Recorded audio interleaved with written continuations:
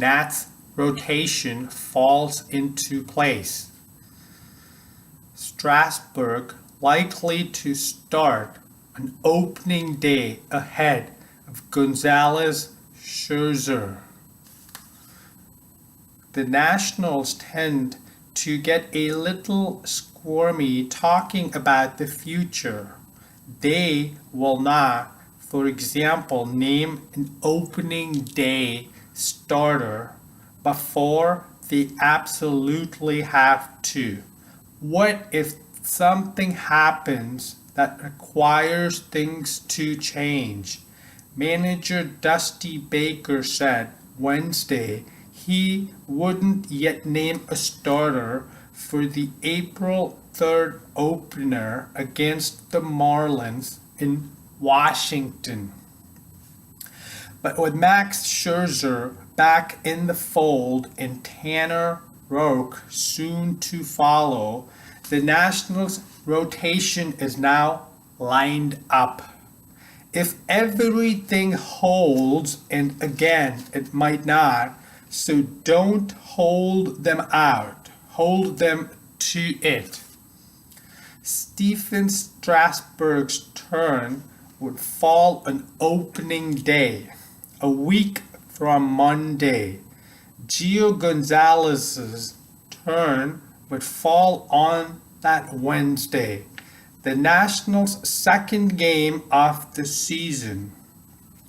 Scherzer's turn should all go well with the healed stress fracture in the ring finger on his right hand. Would come up that Thursday, the third game of the season. After that, the Nationals have decisions to make. Roark threw 50 pitches in his start for the U.S. in Tuesday night's World Baseball Classic semifinal. He still needs to build up, but is on the same schedule as Gonzalez, who threw in the Nationals' Grapefruit League game that day. Erick Fedde pitched Thursday against the Mets.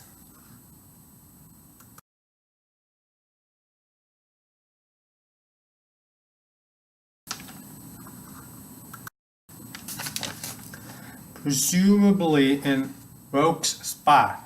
If Roark returned to assume that spot the next time through the rotation, he would be on an every 5-day schedule to make his first start in the fourth game of the season, the Friday of opening week, by which time the Nationals would have time to get him where he needs to be. Joe Ross's turn wouldn't pop up until the next weekend. All of that, of course, could change. The one sure thing seems to be Strasburg starting on opening day.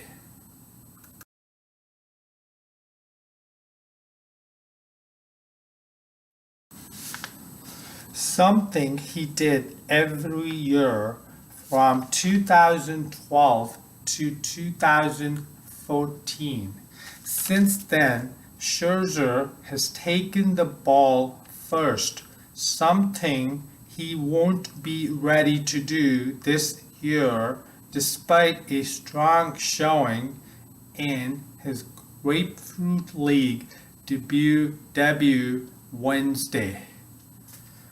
Whoever it's gonna be great, Scherzer said. We've got a great team. I have been on the sidelines before watching other pitchers pitch. It's not the end of the world to me. He has pitched to a 2.25 ERA with 18 strikeouts in 20 opening day innings.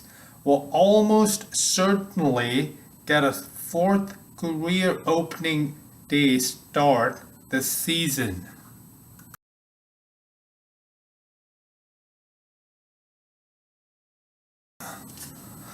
Metro OKs higher fares and reduced service. Peak rail cost will go up a dime off-peak and bus will rise 25 cents. Metro's board gave final approval Thursday to a series of fare hikes and service cuts as part of an austere fiscal 2018 budget aimed at easing the transit agency's financial struggles. Beginning July 1st, peak period, rail fares will increase 10 cents, with $2.25 as the new minimum and $6 as the maximum one-way fare. Off-peak fares will increase a quarter. Bus fares also will increase 25 cents up to $2. Riders also will wait longer for trains, with trains arriving about 8 minutes across most of the system with higher frequencies downtown, but there will be fewer trains overall on 5 of 6 lines.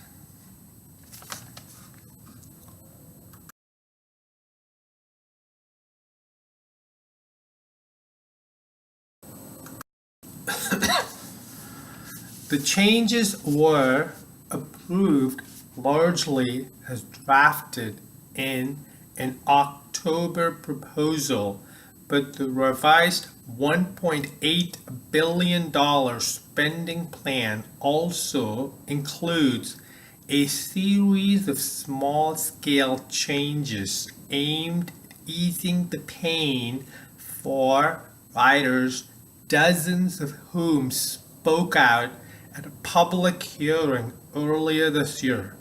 Metro is maintaining $5 million worth of bus routes originally slated for elimination and will keep the price for weekly bus passes at $17.50,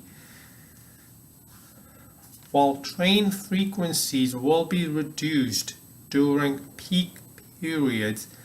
Revised budget eliminates reductions in off-peak service. The proposal originally called for off-peak headways to stretch to 15 minutes. The austerity budget aims to close a $290 million anticipated revenue shortfall. Metro General Manager Paul Whitefield has called the budget tough medicine for the region.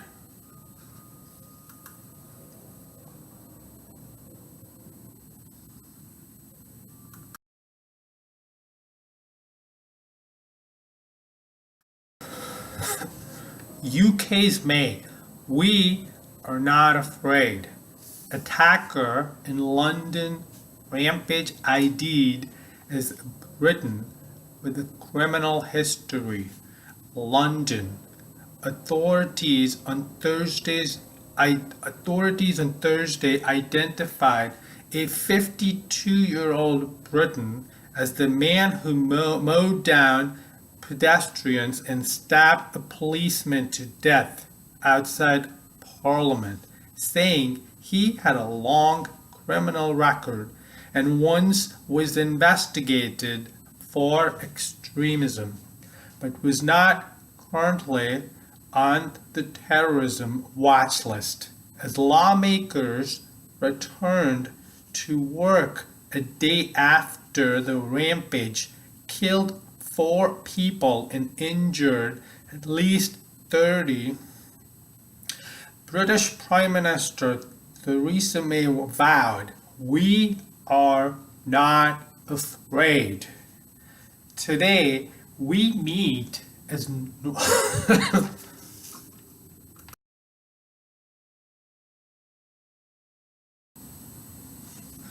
Today, we meet as normal as generations have done before us, and as future generations will continue to do, she said to cheers in the House of Commons. The Islamic State claimed responsibility for Wednesday's attack, which police said was carried out by Khalid Masood, a UK-born resident of the West Midlands in central England.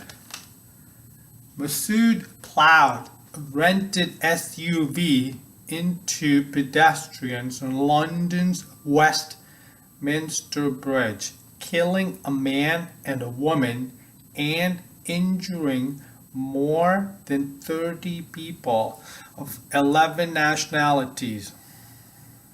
He fatally stabbed a policeman inside the gates of Parliament before being shot to death by an armed officer. The dead were identified as Constable Keith Palmer, 48, a 15-year veteran of the Metropolitan Police, Kurt Cochran, 54, of Utah, and British school administrator Aisha Frada, 43. A 75-year-old man died of his wounds late Thursday.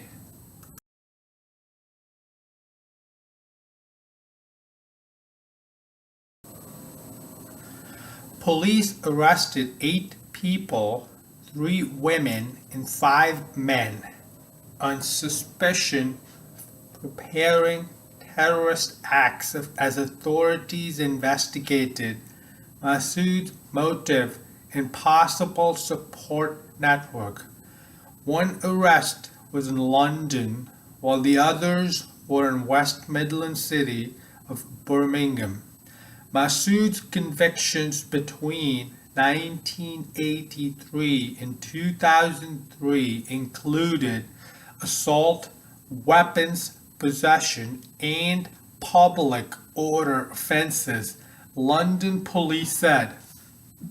He was not the subject of any current investigations, and there was no prior intelligence about his intent to mount a terrorist attack, police added. A home raided in Birmingham was on where Masood lived until late last year for about 5 months, a neighbor said. Iwona Romek said he had a wife and child of about 6 and would walk the child to school.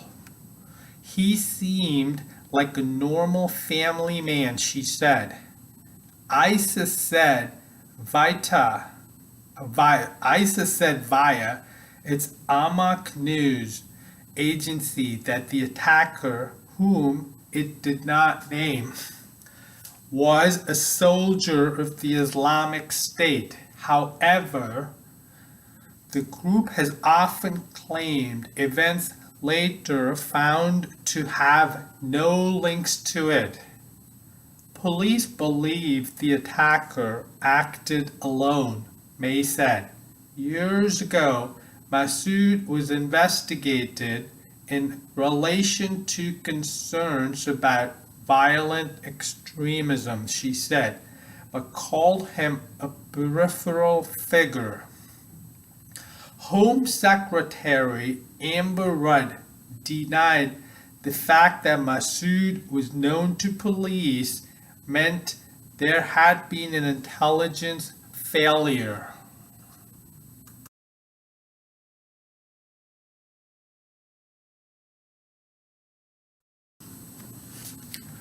New research could change dino family tree. Science. Tyrannosaurus rex could be on the move as a new study proposes a massive shakeup of the dinosaur family tree. Scientists who took a deeper look at dinosaur fossils suggest a different evolutionary history for dinosaurs, moving theropods such as T-Rex to a new branch of the family tree. The revised dinosaur tree makes more sense than the old one, initially designed more than a century ago, based on hip shape, said Matt Barron, a paleontology doctoral student at the University of Cambridge. He is the lead author of the study in Wednesday's journal Nature. Barron and colleagues looked at 450 characteristics of 75 dinosaur species using computer simulations to group together those with similar characteristics, creating tens of thousands of potential dinosaur family trees. The proposed one combines 80 scenarios, he said. Dinosaurs are split into two groups. One group has bird-like hips and is called Ornithischia, which includes a Stegosaurus. The group with reptile-like hips is called Saurischia and includes the Brontosaurus, which include T-Rex and the type of dinosaurs that later evolved into birds, were considered an offshoot from the group. The new study moves them to the group that includes, but on a different branch.